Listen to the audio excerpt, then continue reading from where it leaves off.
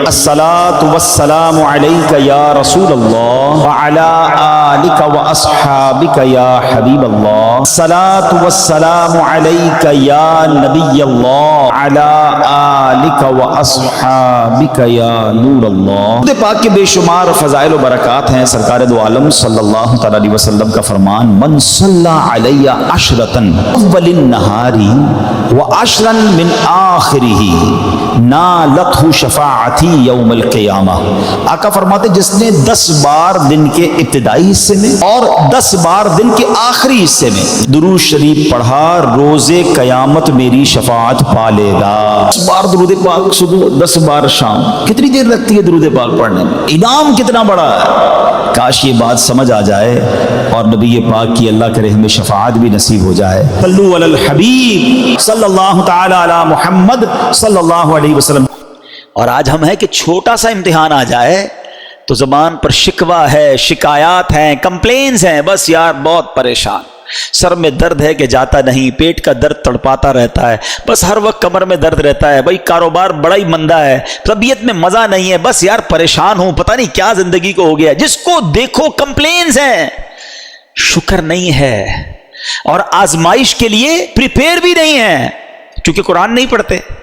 حالانکہ قرآن میں رب عز و جل نے باقاعدہ اناؤنس کر دیا ہے، سورہ بقرہ کی بڑی مشہور آیت ہے، کئی بار سنی ہوگی، وَلَنَبْلُوَنَّكُمْ بِشَيْءٍ مِّنَ الْخَوْفِ وَالْجُوعِ وَنَقْصٍ مِّنَ الْأَمْوَالِ وَالْأَنفُسِ وَالثَّمَرَاتِ وَبَشِّرِ الصَّابِرِينَ الَّذِينَ إِذَا أَصَابَتْهُم مُّصِيبَةٌ قَالُوا إِنَّا لِلَّهِ وَإِنَّا إِلَيْهِ رَاجِعُونَ۔ اچھا، اسی آیت سے پہلے جو آیت جہاں سے سٹارٹ ہوا، یہ ٹاپک سٹارٹ ہوا ہے، تو کیا فرمایا؟ یا ایھا الذین آمنوا استعینوا بالصبر والصلاۃ ان اللہ مع الصابرین۔ پہلے سے قرآن گویا آپ کا مائنڈ سیٹ کر رہا ہے کہ دیکھو اللہ صبر کرنے والوں کے ساتھ ہے، اے ایمان والو مدد طلب کرو نماز سے اور صبر سے، اور پھر کہا اللہ صبر والوں کے ساتھ، اور پھر آگے ٹاپک شروع ہوتا ہے کہ ہم ان قریب تمہیں آزمائیں گے، وَلَنَبْلُوَنَّكُمْ۔ کن چیزوں سے؟ اچھا لسٹ بھی دے دی قرآن نے، تمہیں بھوک سے آزمائیں گے، غربت آ جائے گی، تمہارے پھل کم ہو جائیں گے، تمہارا مال کم ہو سکتا ہے، تمہیں خوف بھی ہو سکتا ہے دشمن کا، ڈیفیکلٹیز آ سکتی ہیں لائف میں، لیکن پھر آگے کیا کہا؟ وَبَشِّرِ الصَّابِرِينَ۔ خوشخبری ہے صبر والوں کے لیے، جب ان پر مشکل آتی ہے تو کہتے ہیں ہم اللہ ہی کا مال ہیں اور اللہ ہی کی طرف لوٹائے جائیں گے۔ تو اس کا مطلب یہ ہوا کہ ایسا نہیں ہوگا کہ زندگی میں کبھی مجھ پر اور آپ پر کوئی پرابلم نہیں آئے گی، آ چکی، آگے بھی آئیں گی، لیکن قرآن کہتا ہے خوشخبری ہے صبر والوں کے لیے کہ جب پرابلم آتی ہے تو پریپیئر ہوتے ہیں، اللہ کا شکر ادا کرتے ہیں، صبر کرتے ہیں۔ آپ اگر مہنگائی کے ٹینشن سے، روزگار کے ٹینشن سے، دنیا کی پرابلم سے نکلنا چاہتے ہیں نا، یہ فارمولا ہے جو ہمیں قرآن سے ملا ہے۔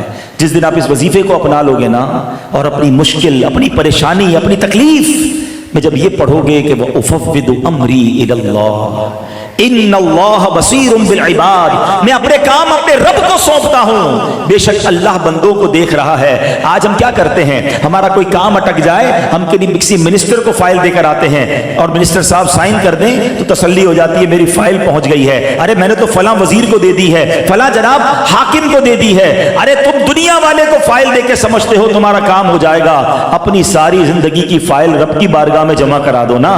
وَأُفَوِّضُ أَمْرِي إِلَى اللَّهِ، اے اللہ میں اپنے کام تجھے سونپتا ہوں، میں تھک گیا، میں پریشان، میں بیمار، اے اللہ میں قرضے سے نہیں نکل پا رہا، میرے روزگار کے مسائل ہیں، میرے گھر میں پرابلمز ہیں، اے اللہ میں دنیا میں کوششیں کر کے تھک گیا، اے مالک اب تیرے سپرد کرتا ہوں، اور تجھ سے بڑا خالق کون ہے، تیری حکمتوں کے انداز نرالے۔ وَأُفَوِّضُ أَمْرِي إِلَى اللَّهِ إِنَّ اللَّهَ بَصِيرٌ بِالْعِبَادِ۔ خدا کی قسم جب تکلیف میں دل کی گہرائیوں سے آپ یہ وظیفہ پڑھیں گے، یہ آیت پڑھیں گے، آپ کو ایک سکون سا محسوس ہوگا کہ میرے رب کریم کو اب کام میں نے دے دیے ہیں جو میری ماں سے زیادہ مجھے چاہنے والا ہے، اور وہ ضرور مجھ پر کرم کے دروازے کھولے گا۔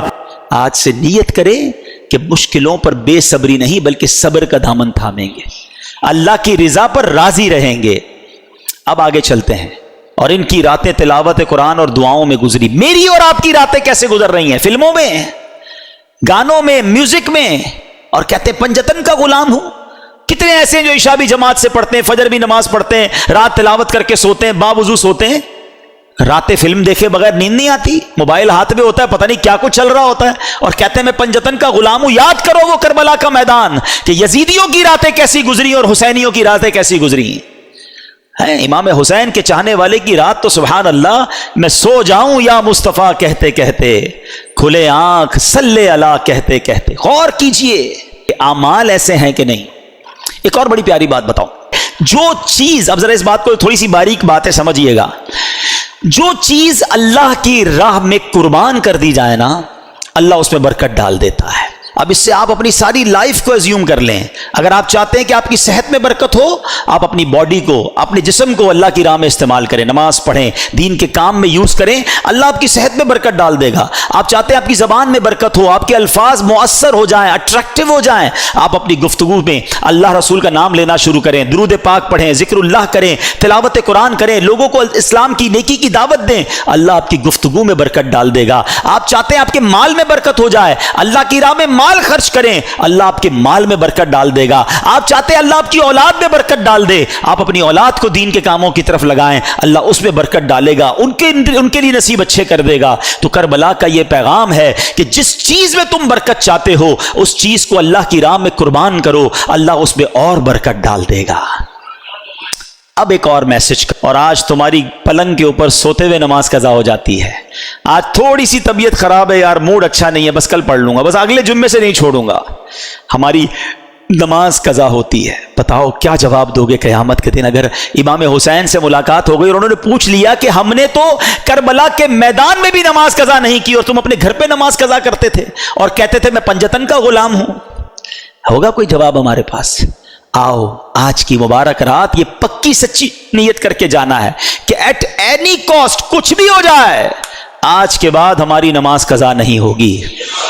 اچھا، جب سر انور کو نیزے پر اٹھا لیا گیا نا، ان یزیدیوں نے آپ کے مبارک سر کو نیزے پہ اٹھایا، تو اس وقت اس سر سے بھی تلاوت قرآن کی آواز آ رہی ہے۔ یہ امام حسین کی کرامت ہے۔ کیا خوبصورت شاعر امیر اہل سنت کے غالباً شعر آپ فرماتے ہیں، عبادت ہو تو ایسی ہو، تلاوت ہو تو ایسی ہو، سرے شبیر تو نیزے پہ بھی قرآن سناتا ہے۔ یہ بھی پیغام تھا ہمارے امام کا کہ قرآن کتنا اہم ہے، مگر انفارچونیٹلی آج ہماری بہت بڑی تعداد کو صحیح تلفظ کے ساتھ قرآن پڑھنا بھی نہیں آتا۔ اچھا آتا ہے تو پڑھنے کا ٹائم نہیں ہے۔ ذرا سوچو کتنا خوف کا وقت ہوگا، کتنا افراتفری کا عالم ہوگا، لاشیں پڑی ہوئی ہیں مگر میرے امام تلاوت کر رہے ہیں، اور ہم اپنے گھر میں ایئر کنڈیشن چل رہا ہوتا ہے پھر بھی تلاوت نہیں کرتے۔ یہ موبائل ہم سے روز گھنٹوں لے جاتا ہے، سورہ ملک پڑھنے کا ٹائم نہیں ملتا، حالانکہ اسی موبائل میں قرآن بھی ڈاؤن لوڈ ہو سکتا ہے، سورہ یاسین پڑھنے کا ٹائم نہیں ملتا۔ کئی